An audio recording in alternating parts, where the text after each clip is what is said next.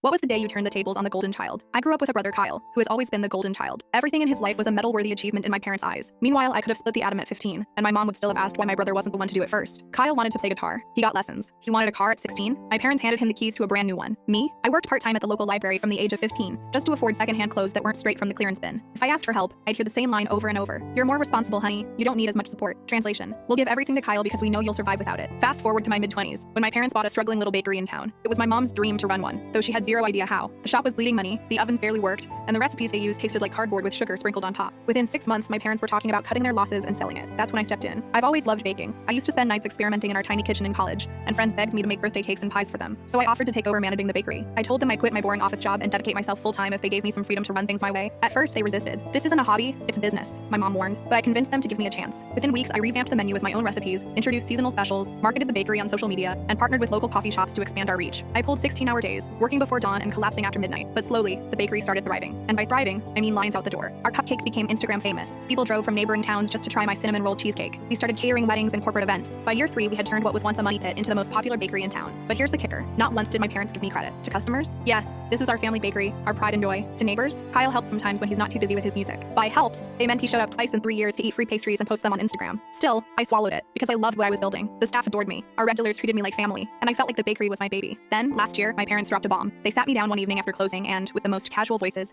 told me they were officially signing the bakery over to Kyle. Kyle? I laughed, thinking it was a joke, but they weren't smiling. Yes, my mom said firmly. He's the oldest, and it's only fair. Family businesses should stay with the son to carry on the name. I stared at them, dumbfounded. What? I built this place. Kyle doesn't even know how to frost a cupcake. My dad shrugged. You've always been good at helping, honey, but Kyle needs this more than you. You're a strong girl. You'll figure something else out. Helping. That word burned me alive. I felt like someone had punched me in the gut. Years of backbreaking work, endless hours, every ounce of creativity and sweat I had poured into the bakery, all dismissed, just like that. But instead of screaming or crying, I smiled. I nodded, and I quietly started planning. The bakery wasn't successful because of the building or my parents' money. It was successful because of me. My recipes, my branding, my connections, the systems I built, the customers who came because they trusted me. So I decided to take all of that with me. I quietly told a handful of my most loyal staff what was happening, and they didn't hesitate. Wherever you go, we go. I finalized the lease. I registered my own business name. And then, one fateful Friday evening, I handed in my resignation. My mom blinked at me in shock. What do you mean resign? You're part of the family business. I smiled sweetly. Correction. Kyle is the family business now. Good luck. I didn't tell them about my new bakery. I just walked away. Opening day of my bakery, Sugar and Spice, felt like magic. I announced it on social media with some teaser photos of my best-selling recipes. By 7 a.m., the line stretched around the block. Customers hugged me, congratulated me, and said how glad they were I had my place. The local newspaper even did a feature. The woman who brought life back to our town's sweet tooth strikes out on her own. Meanwhile, my parents' bakery, well, let's just say Kyle had no idea what he was doing.